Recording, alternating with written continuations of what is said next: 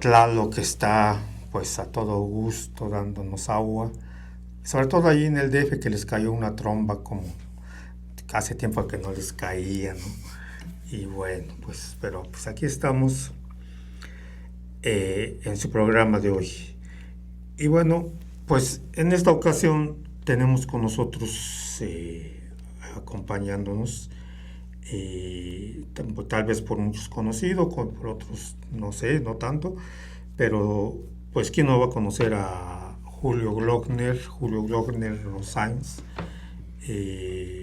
antropólogo, y bueno, en fechas recientes pues fue secretario de Cultura de San Andrés Cholula y después secretario de Cultura del Estado de Puebla. Pero quién más que él mismo que se presente y que nos diga su trayectoria un poco. Raúl, muchas gracias por la invitación. Pues sí, mira, yo soy antropólogo, estuvimos juntos en la escuela, en el Colegio de Antropología, a principios de la década de los 80, cuando se creó ese colegio.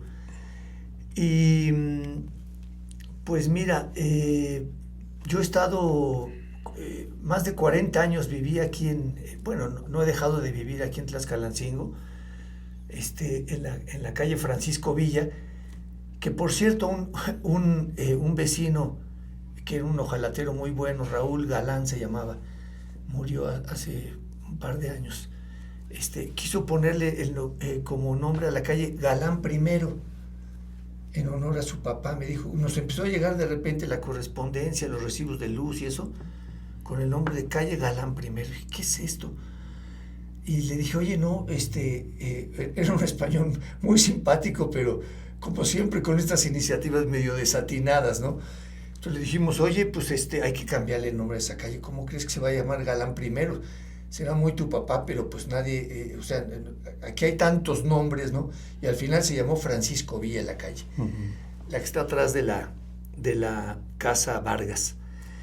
Y pues no sé si quieres que te cuente un poco cómo fue cuando llegamos. Lo importante a vivir por sí, acá. yo recuerdo las fechas en que llegaste a vivir.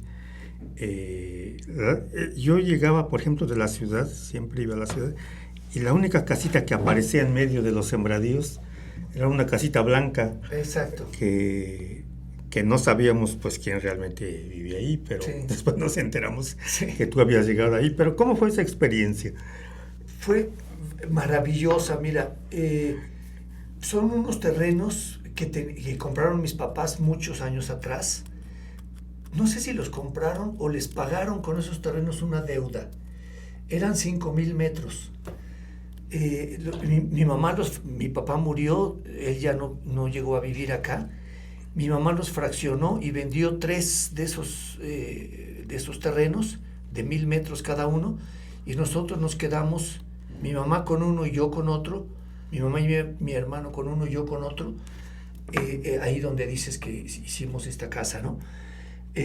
Un tiempo vivimos, Antonella y yo, a mi esposa le gustó mucho el lugar. La verdad es que a mí no se me había ocurrido salir de la ciudad, pero un día se ofreció, estaba la mamá de ella, mi suegra, y en una comida con las mamás de los dos salió el tema de que estaban estos terrenos. Entonces de Antonella fue la iniciativa de decir, a ver, pues vamos a conocerlos. Entonces vimos que estaban cerquita de Puebla y era un lugar precioso.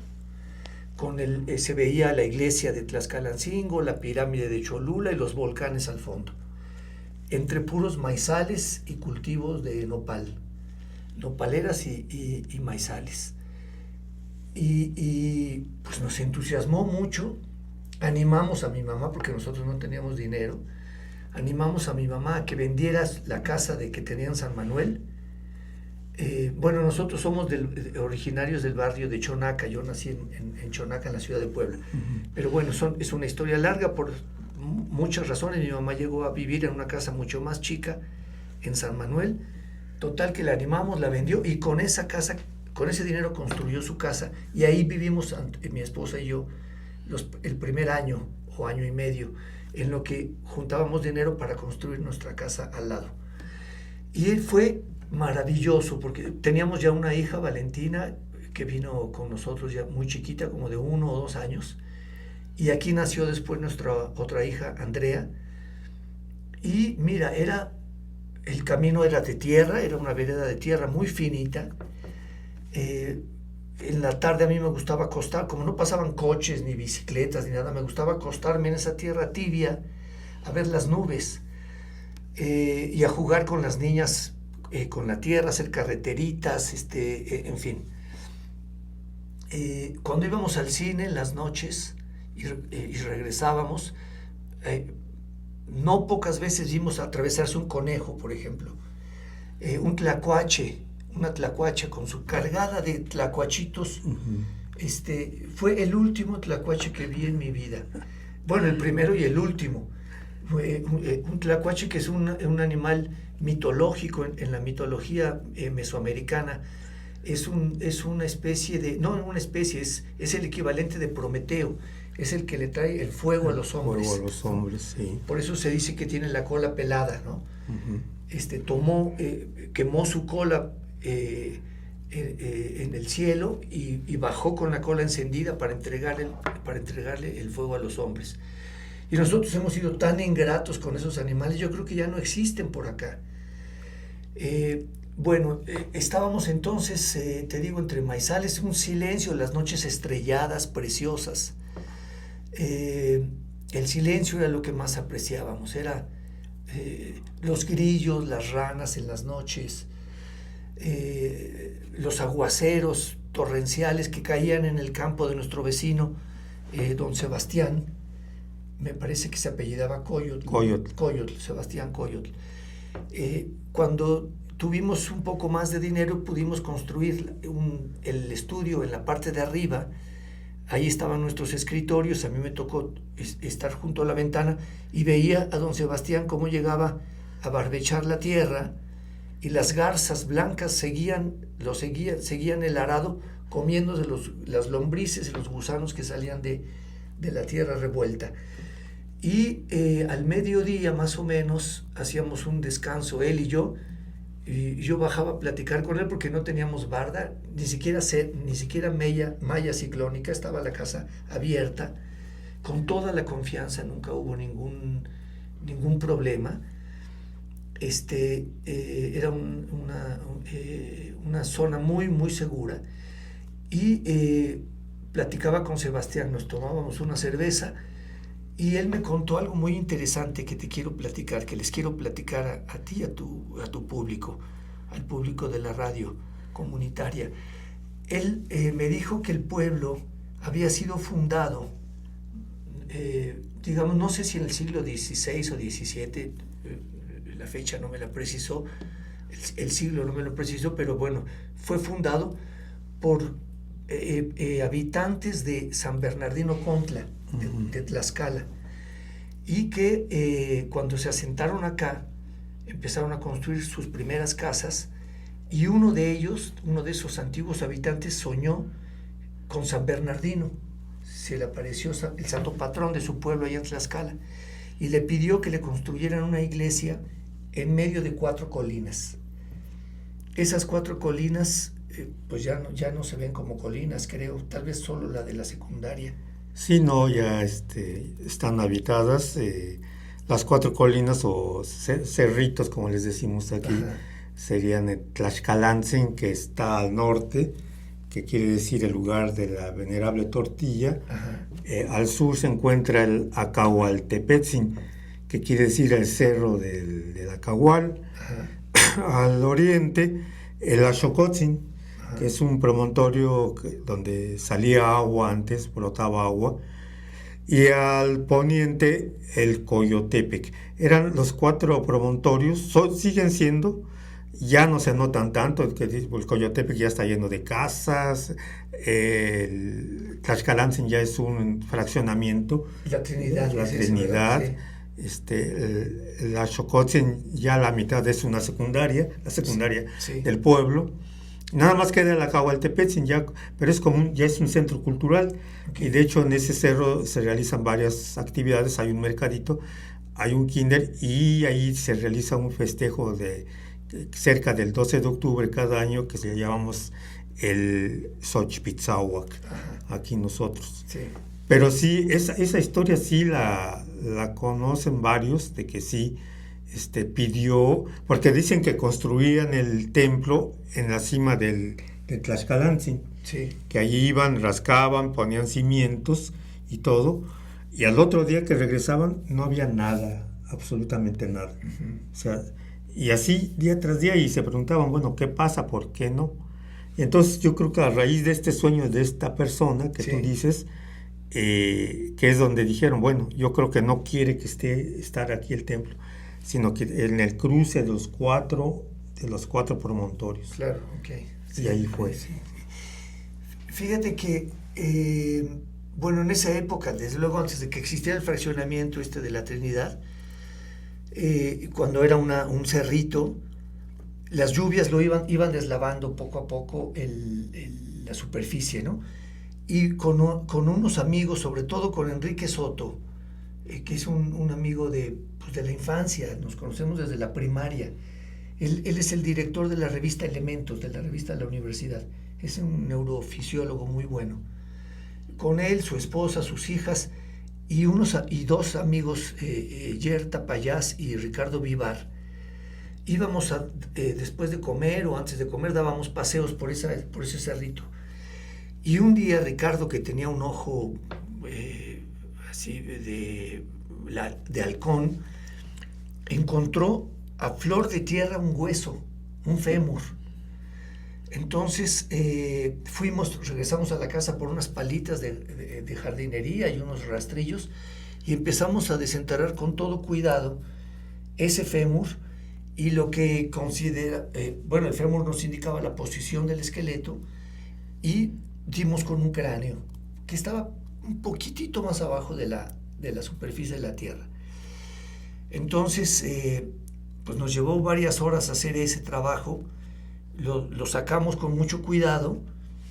Me acuerdo que estaba aquí mi suegra todavía, que era italiana, y se horrorizó cuando llegamos a la casa con un cráneo y un hueso que pues les avisé a los colegas del Instituto de Antropología y lo donamos esos restos. No estaba el esqueleto completo, te digo, estaba solo el fémur y el cráneo, y deben estar ya clasificados, una ficha técnica en el INAH regional de dónde fue encontrado, porque se me hace que ese lugar era un lugar de culto en la época prehispánica, es muy probable, porque había una roca muy grande que tenía dos agujeros, pues profundos como de unos 30 centímetros y de ancho como de unos 20, 25 centímetros, y mucho tiempo después supe que esas rocas se utilizaban en la época prehispánica para capturar agua virgen, que se llama agua directamente de la lluvia, que no tocara la tierra, y esa agua se utilizaba en rituales de petición de lluvia. Entonces, sí. Bueno, pero vamos a ir a un pequeño lapso de mensajes y regresamos aquí a Venerable Pan de Maíz.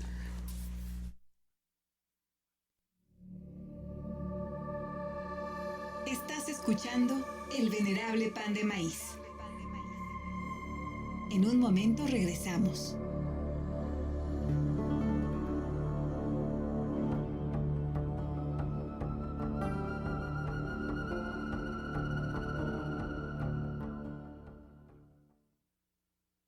Salud comunitaria con unidad y responsabilidad. ¿Sabías que el jengibre tiene propiedades antiinflamatorias para aliviar la tos y la gripe? Puedes cortar un pedazo de jengibre y hacerlo en té, tomando una taza de té 3 veces al día. Salud comunitaria para todas y todos. Chololan Radio. XHSBE 107.1 FM. Con 750 watts de potencia. Aquí se escuchan hombres y mujeres nahuas del Valle Cholulteca. Un territorio ancestral que resiste para conservar y proteger su identidad ante la invasión inmobiliaria y turística. Chololan Radio. XHSBE 107.1 FM. Otras voces, otra historia.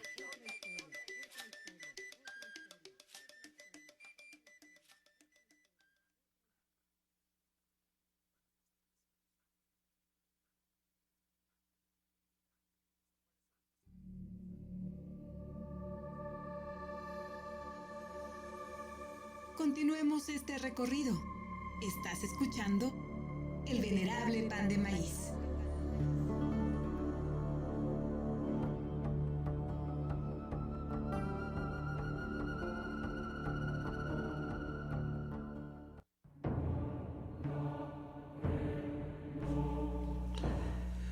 Bueno, pues retornamos a Venerable Pan de Maíz y bueno, pues continuamos.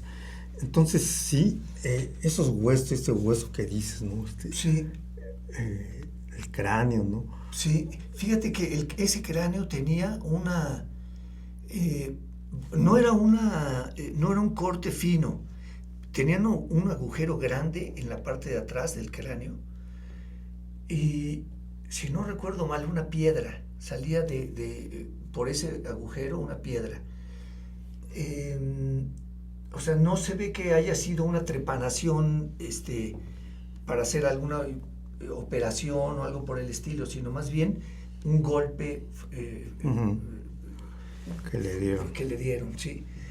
De Lina, la verdad es que no nos informaron, y ahorita que le estamos hablando de esto me gustaría preguntar, si era, porque no necesariamente tiene que ser de la época prehispánica. No. Pudo haber sido de la época de la Revolución o de... Sí, en fin, porque es lo que más me estaba imaginando, porque ahí fue zona de encuentros, sí. Tanto la Xocotzin como el Tlaxcalantzin, zona de encuentros zapatistas con carrancistas. Claro. Allí hubo esas peleas. Y bueno, pues más atrás, quién sabe, o sea, no sabemos qué disputas hubo en ese lugar, ¿no? Sí. Uh-huh. Pero sí, era un cerro, a mí me gustaba también mucho, jugábamos ahí arriba sí. de él, correteábamos, sobre todo cuando estábamos en la primaria, que nos dejaban campo libre para salir, no había cerca en la escuela. Ajá. Entonces tú salías disparado donde quisieras y era uno de los lugares a donde íbamos también a corretear, porque pues era campo abierto, claro. Libre, sí. Muy, muy, muy bonito, sí. Ajá. Sí, nosotros vivimos muy felices acá. Así crecieron acá mis hijas, y pues realmente en un ambiente de confianza, de tranquilidad. Veníamos a tomar una cerveza que estaba a la entrada del pueblo, en una tienda, creo que era la primera tienda, no era la única, pero era la primera tienda, que tenía una banquita como de cemento afuera, y ahí nos sentábamos cuando venían visitas a la casa, veníamos caminando a tomar una cerveza allí con un señor muy amable, que su nombre ya no lo recuerdo. Tomábamos cerveza Sol o Victoria, y nos caía de perlas esa chelatina. Sí, junto a la primaria estaba esa tiendita pequeña, sí, que yo recuerdo, con una puerta de madera. Sí.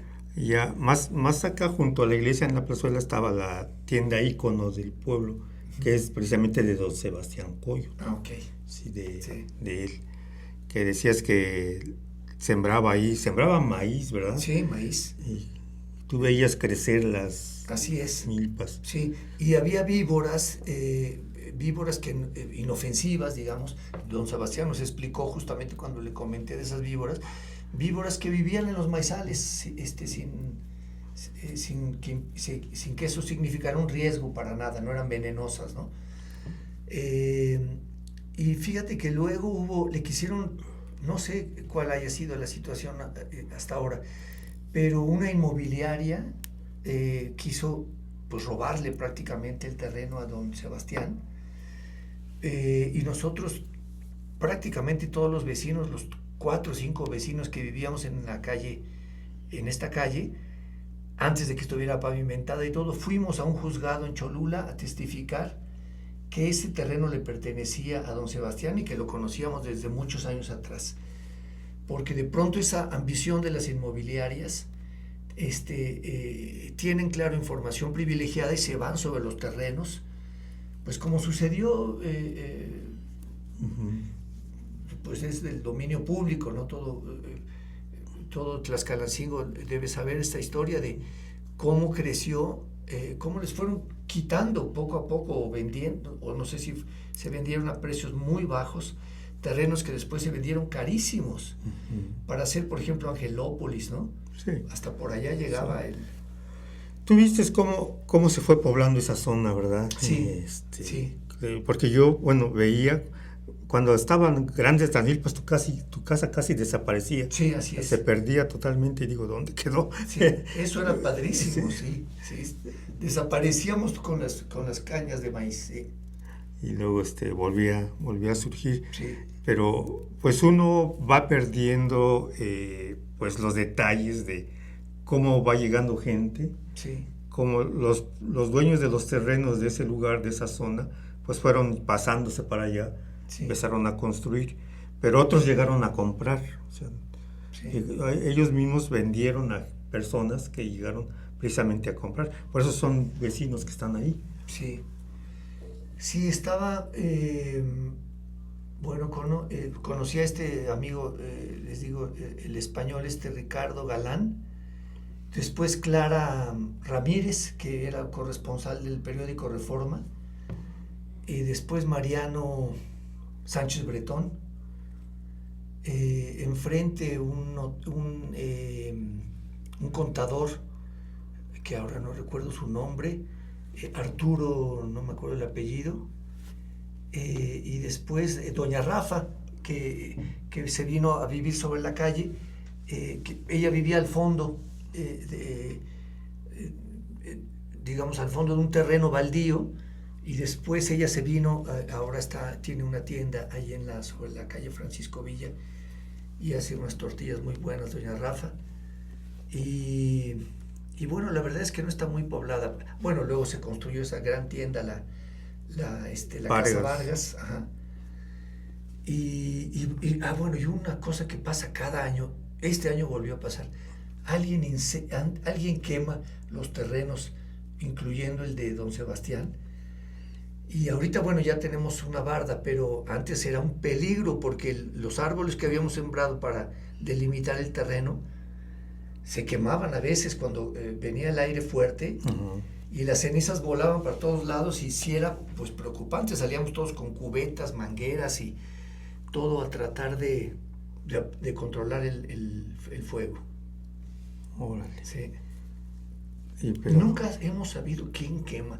Todos los años. Sí.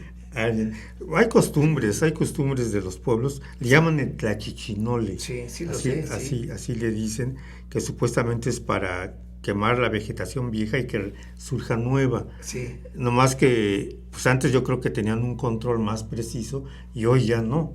En muchos lugares, bueno, se sabe que muchos incendios son a causa de eso. Exactamente. Precisamente. Sí. Que son producidos de esta manera, ¿no? Claro.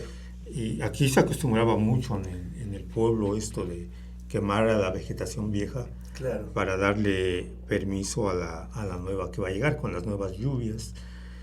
Y bueno, ahorita que ya Tlaxcalancingo, como lo encontraste en esa ocasión, bueno, cuando llegaste, ya no es así. Ya desapareció totalmente. Sí. Poco a poco vimos ese cambio, sí. El periférico entró casi a la cocina.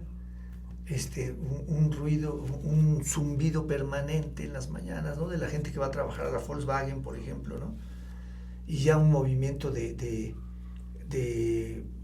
vehicular ya muy, muy intenso. Bueno, me acuerdo también de que antes de que se hiciera la ampliación de la carretera, cuando era de 2 carriles solamente, era muy triste ver tantas cruces. Había más de 30 cruces a la orilla del camino, de muchachos que venían, porque eran sobre todo jóvenes en bicicleta, a trabajar a las fábricas de estambre. Uh-huh. No sé si esa fábrica... Estambres, ya no están, ya se perdieron. Sí. Era una de ellas. Sí. Estambres, más antes, bueno, después, por ejemplo, aparecieron una serie de fábricas como la Krolls mexicana, que fabricaba lavadoras, que mucha gente de Tlaxcalancingo se fue a trabajar ahí. Sí. Pero vamos a otro lapso de mensajes y regresamos a Venerable Pan de Maíz.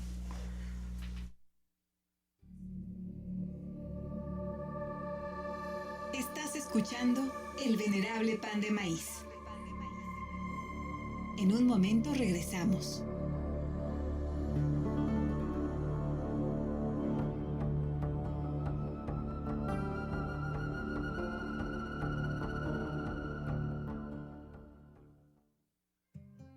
Salud comunitaria con unidad y responsabilidad. ¿Sabías que el jengibre tiene propiedades antiinflamatorias para aliviar la tos y la gripe? Puedes cortar un pedazo de jengibre y hacerlo en té, tomando una taza de té 3 veces al día. Salud comunitaria para todas y todos. Chololan Radio. XHSBE 107.1 FM. Con 750 watts de potencia, Aquí se escuchan hombres y mujeres nahuas del Valle Cholulteca, un territorio ancestral que resiste para conservar y proteger su identidad. ante la invasión inmobiliaria y turística. Chololan Radio. XHSBE 107.1 FM. Otras voces, otra historia.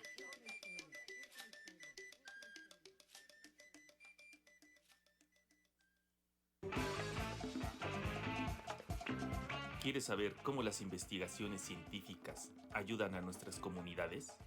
¿El cambio climático, mito o realidad? ¿Y realmente nos afectan? ¿Qué problemas ambientales y territoriales existen cerca de nosotros y no lo sabemos? Escucha Frecuencia Ambiental para conocer de estos temas y más, acompañados de música y comentarios. Todos los miércoles a las 10 de la noche por la 107.1 FM, la radio de nuestras comunidades. Democratizando el conocimiento y los saberes.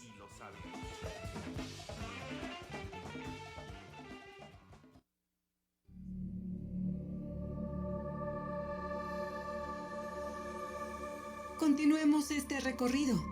Estás escuchando El Venerable Pan de Maíz.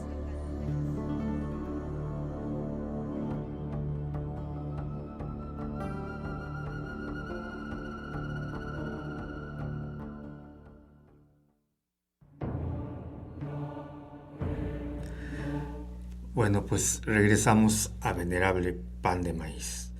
Y entonces encuentras a Tlaxcalancingo y encuentras a personas, ¿no? Sí, claro. Mira, la señora que nos llevaba las tortillas, unas tortillas deliciosas, Petrita se llamaba, o sea, yo creo que ya falleció. Ella nos llevaba tortillas y leche.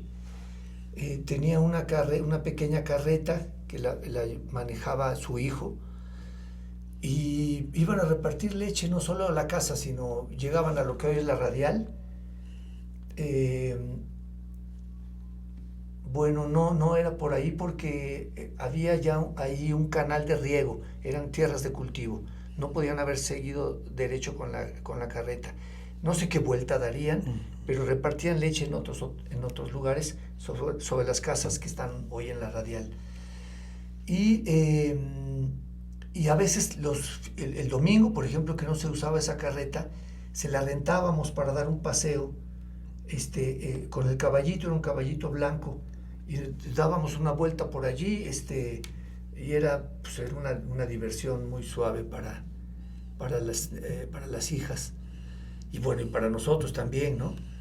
Era muy emocionante ver que era la única vez que he manejado una carreta y un caballo, ¿no? Pero era muy emocionante eso. La señora Camelia Izcoatl, que lleva pues muchos años, yo creo que tendrá 35 años con nosotros. Su hija Marisol creció con mi hija Valentina. Isabel también, y sus hijas, que hoy son, ¿cómo se llama ella? Areli, que me acompañó cuando estuve en la Secretaría en Cholula. ¿Te acuerdas de Areli, no? Uh-huh. Una muchacha muy inteligente, muy lista, muy bien preparada, muy honesta. Y así, bueno, don Adrián, que nos llevaba también tortillas en bicicleta, y que me decía que él era como sintiendo un poco de culpa, creo, que él era en parte responsable porque fue como un agente que gestionó la venta de terrenos. Uh-huh. Eso me decía don Adrián. Y luego, bueno, venían de otros municipios. Una señora, Vale, le tomó una foto magnífica a una viejita que vendía pepitas y que yo también le invitaba siempre una cerveza, y hay una foto de ella con su sombrero de palma empinándose hasta el último. Se ven dentro de la botella las burbujas de la cerveza. Don José, que también venía de San Nicolás de los Ranchos, su esposa se quedaba en la entrada de la iglesia a vender cacahuates o fruta de la zona del volcán, mientras él venía también a la casa a platicar y le comprábamos lo que trajera, ¿no? La fruta de la estación. Sí, él andaba por todo el pueblo. Sí, don José, sí. Su esposa todavía vende ahí en la esquina de la iglesia. Ah, todavía está ahí. Sí, todavía bueno. vende. Sí. Ellos sí vienen de ahí. Y de las casas del pueblo, ¿alguna vez incursionaste, vistes? Sí, como no, casas de adobe, muchas casas de adobe. Me tocó, por ejemplo, la elección, no era a mano alzada, sino se formaban las planillas en la calle. De alguna manera pedí permiso y estuve en la azotea tomando fotos de eso, que me llamó mucho la atención, esa elección. Uh-huh.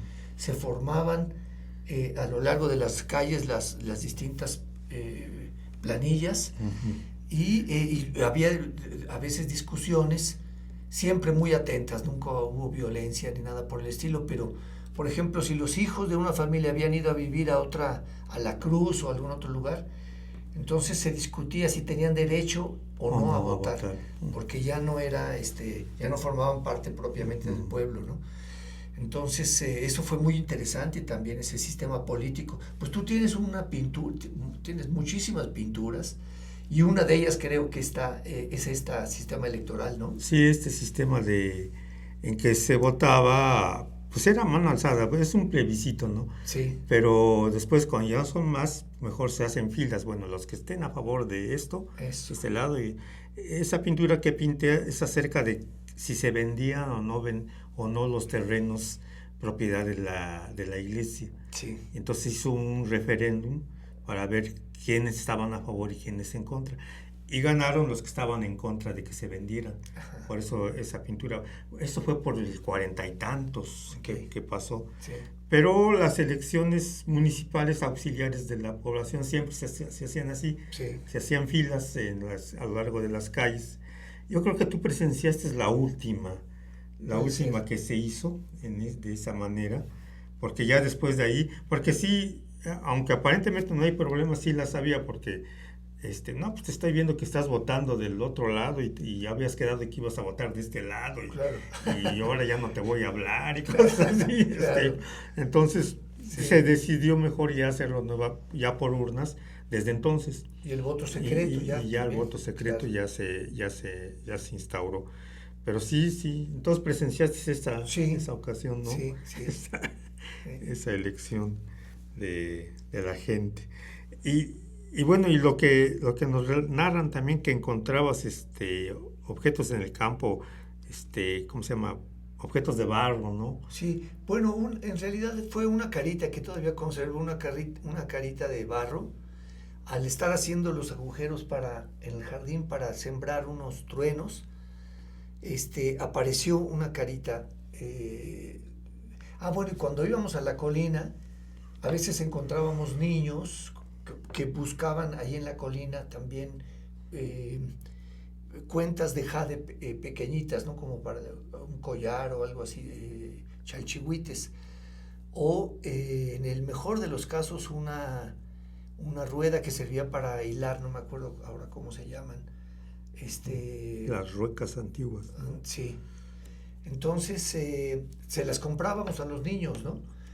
Y entonces pues ellos se emocionaban, y nosotros también, y a veces venían a la casa a ofrecernos que habían encontrado una carita, en fin, y pues se las comprábamos. Tengo todavía algunas de ellas. Que no sepan los del Instituto Antropológico. Ojalá no estén oyendo este programa, porque me pueden multar. No, aquí nadie no soy.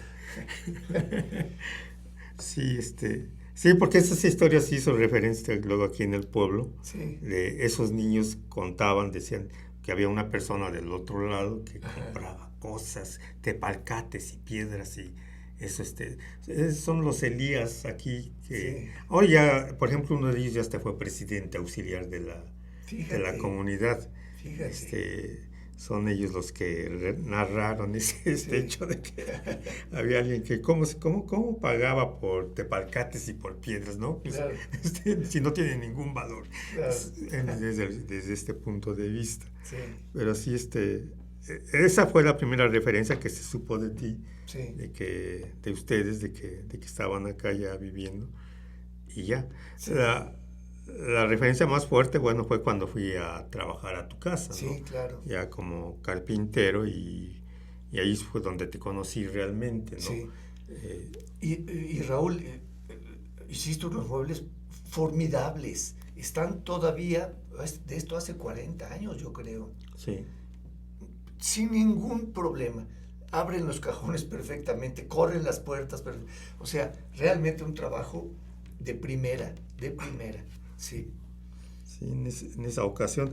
Y en ese trabajo nos estuvo ayudando Ricardo, Sí, cómo no. Ricardo Romano, Otro antropólogo. que hoy está al frente del INA ahí en Tlaxcala. Ajá. Está él ahí trabajando. Otra persona, Isabel Baruch, que también es antropóloga, Ujú. que ellos están trabajando en comunidades, yéndose a los pueblos a hacer servicio. Tenían buen financiamiento hasta antes de que llegara López Obrador. López Obrador les quitó todo. Sí, Sí. eso cometió varios errores graves, Ujú. muy graves, porque el Instituto de Antropología también lo dejaron con muy pocos recursos. Bellas Artes, o sea, hay en términos generales, la academia, los artistas, en fin, tienen poco apoyo. Sí, Ujú. Pues mira, toda tu experiencia en Tlaxcalancingo. sí. Y bueno, el desastre que es hoy, ¿no? ¿Cómo lo ves?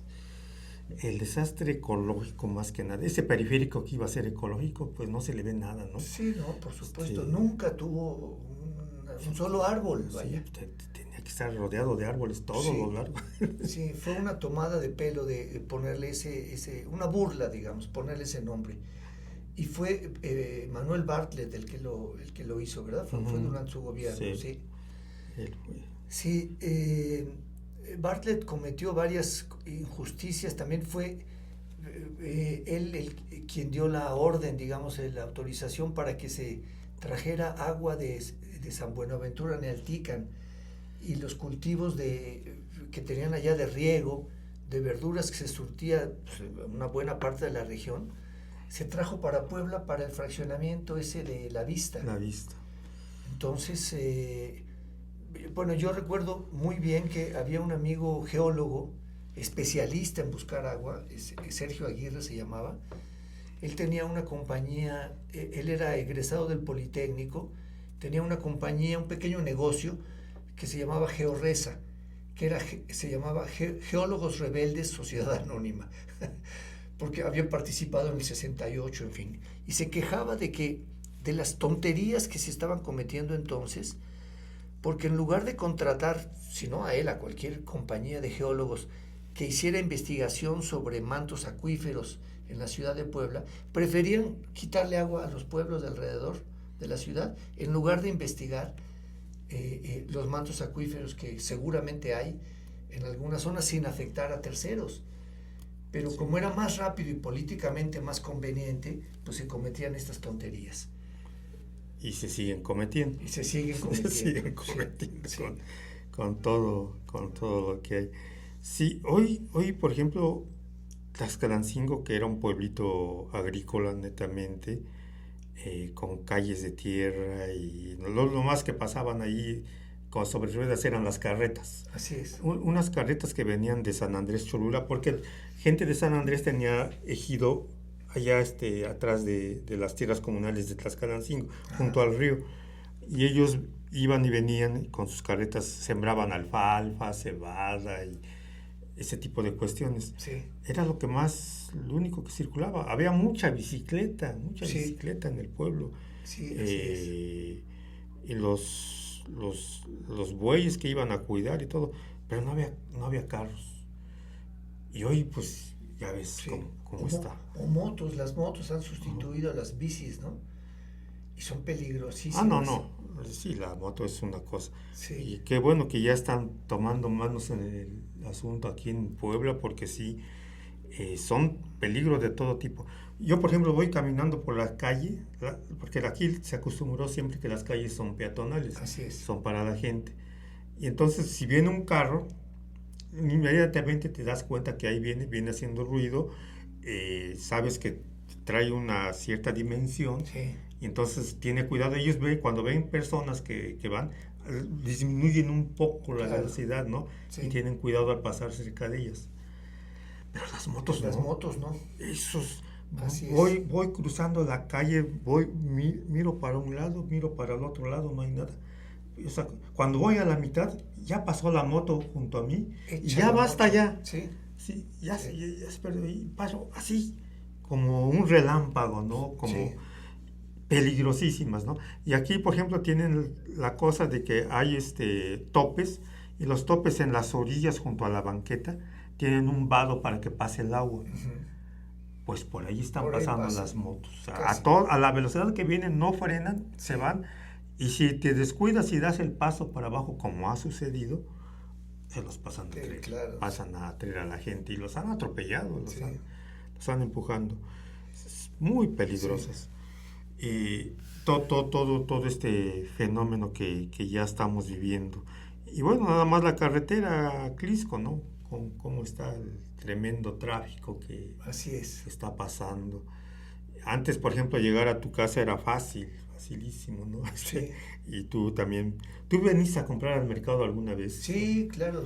Sigo viniendo de vez en cuando, sí. Sí.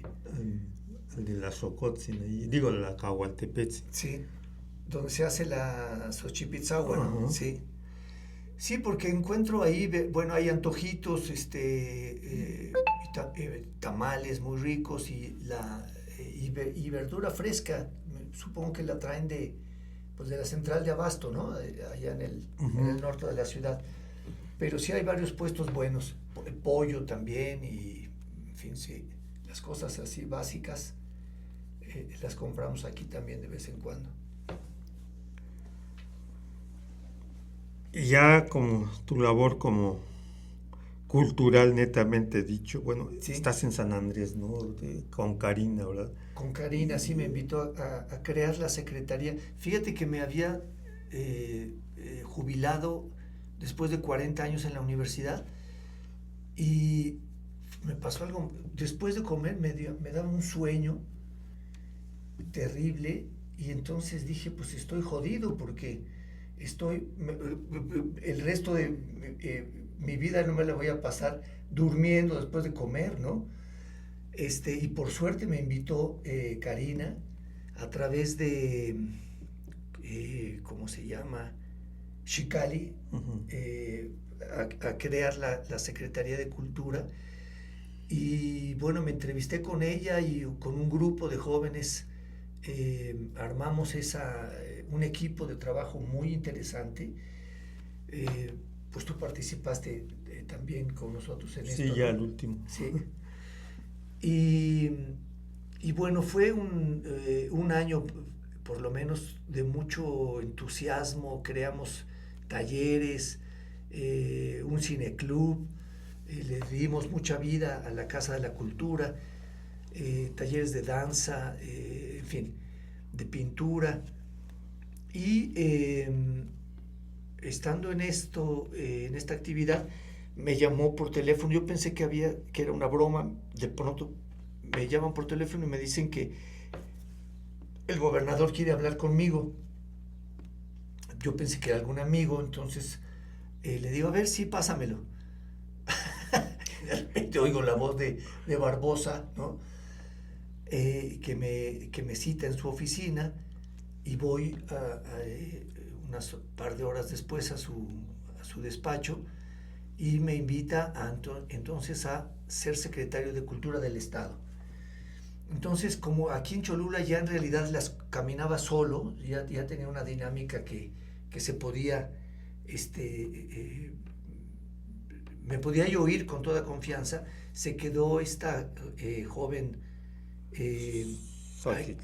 eso, Xochitl Flores también, ¿verdad? Xochitl Flores se quedó a cargo, una muchacha muy preparada, muy inteligente, y yo me fui a trabajar con Barbosa, y no sabes la arrepentida que me di, porque yo creo que él hizo mal en invitarme porque no me conocía, yo no soy una persona que va a obedecer porque hay que obedecer. Yo tomé la invitación que me hizo como una invitación para colaborar, no para obedecer. Pero este señor nunca entendió, puso poca atención, y la poca atención que ponía no entendía los planteamientos que yo estaba haciendo o no le interesaban. Y entonces poco a poco me fui distanciando de él, sobre todo cuando cometió el error gravísimo. Si me nombra su secretario de Cultura, me debió haber consultado, y lo digo sin ninguna arrogancia, pero por eso soy su secretario de Cultura, me debió haber consultado el traslado de la Rueda de la Fortuna de Angelópolis al centro histórico de la ciudad de Puebla. La querían pasar a San Francisco para detonar el desarrollo urbano en esa zona. Si me lo ha dicho antes, yo le hubiera advertido que no cometiera ese error, pero lo declaró en la prensa.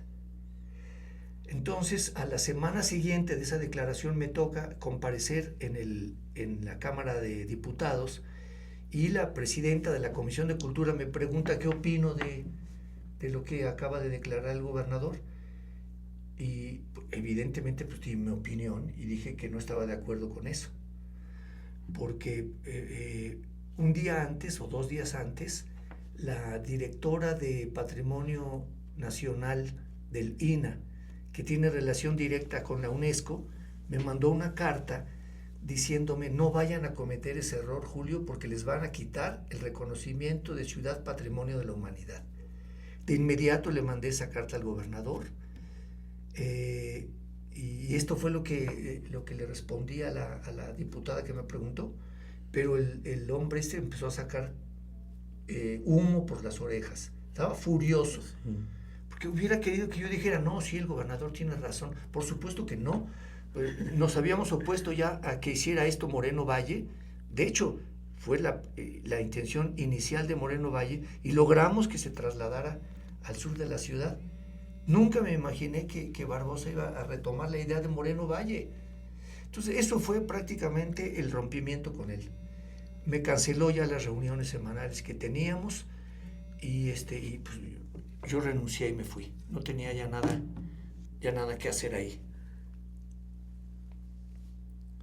Entonces tuve, digamos, el disgusto de ser secretario de Cultura. De alguien así, ¿no? De alguien así. De alguien que no entiende. Sí, así es. El Museo Barroco, tenemos tiempo de que lo comente rápido. Sí. El Museo Barroco es un museo que paga 32 millones de pesos mensuales de la deuda que se tiene. Moreno Valle creó un fideicomiso. Ahora, por fortuna, el gobernador Armenta anunció hace poco que va a renegociar esa deuda, porque es un asalto en descampado esto. 32 millones de pesos mensuales. Cuando se termina de pagar ese museo, si no se llega a un acuerdo costaría, no recuerdo ahora la cifra, pero es algo así como, no me quiero equivocar, pero son algo así como 35,000 millones de pesos. Cuando se termina de pagar en el 2030 y tantos. Entonces, pues es digamos, si ya está, lo estamos pagando todos con nuestros impuestos, habría que darle a ese museo vida y no tenerlo ahí como un elefante blanco. Pero como era el símbolo del morenovallismo, Barbosa no quería que yo le diera vida a ese museo. Se vino contratamos, le pedí a Jorge Juanes, que es un especialista en arte contemporáneo, es un filósofo dedicado a la estética desde hace muchos años, uno de los críticos más importantes que hay en el país, a que hiciera un programa de arte contemporáneo para el museo. Lo hizo, se lo presenté a los porque digamos, en el consejo de gobierno del museo, yo era el representante del gobernador. Entonces, como ya no podía hablar con él debido a lo de la Rueda de la Fortuna, cité a los representantes de todas las secretarías para exponerles el plan de trabajo que teníamos. A todos les pareció muy buena idea. Lo hicimos en 2 tantos, en la mañana y en la tarde. Cuando terminó la sesión de la tarde, la secretaria de Administración, Urtuzuastegui, me llamó por teléfono para decirme: Julio, de parte del gobernador, te manda este recado, que dejes en paz lo que estás haciendo en el museo, porque él tiene otros planes.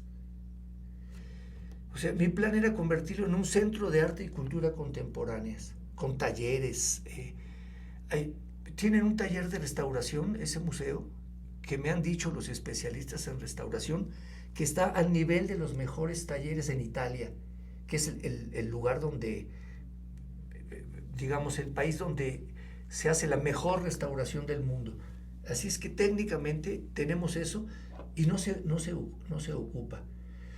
Entonces, dejar de lado solamente el estilo barroco para abrir el abanico y darle a los ciudadanos de Puebla y del país exposiciones de arte interesantes, ¿no? Pues este señor se encaprichó y no quiso que se hiciera este trabajo de convertirlo en un centro de cultura contemporánea. Y bueno, pues ahí está ese museo desaprovechado, haciendo chambritas o algunas otras cosas que no son muy fuertes, digamos, y de la calidad que merecería ese espacio.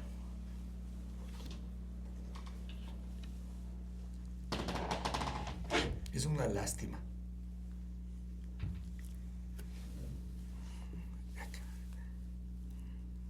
No entendí.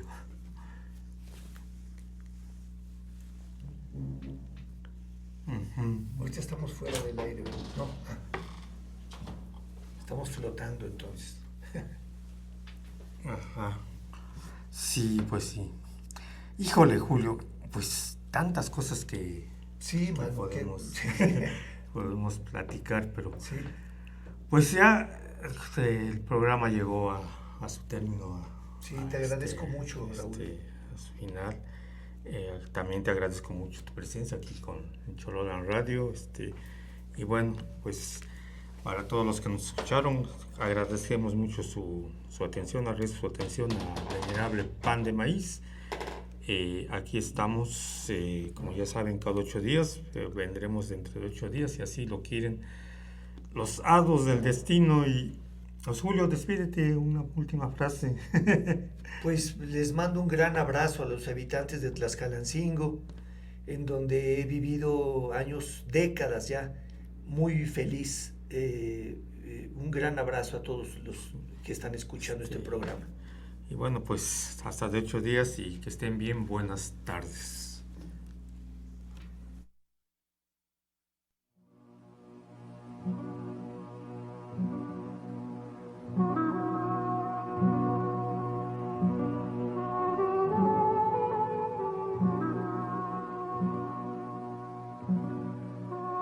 Son las 3 de la madrugada.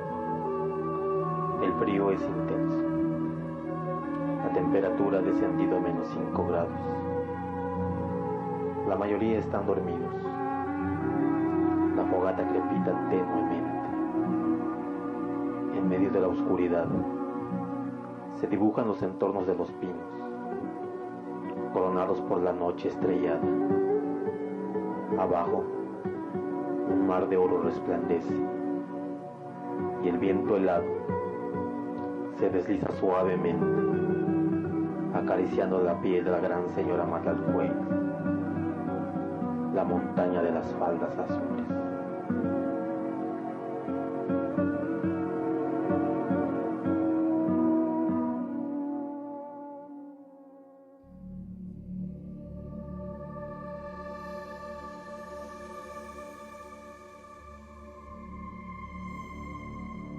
Escuchaste El Venerable Pan de Maíz.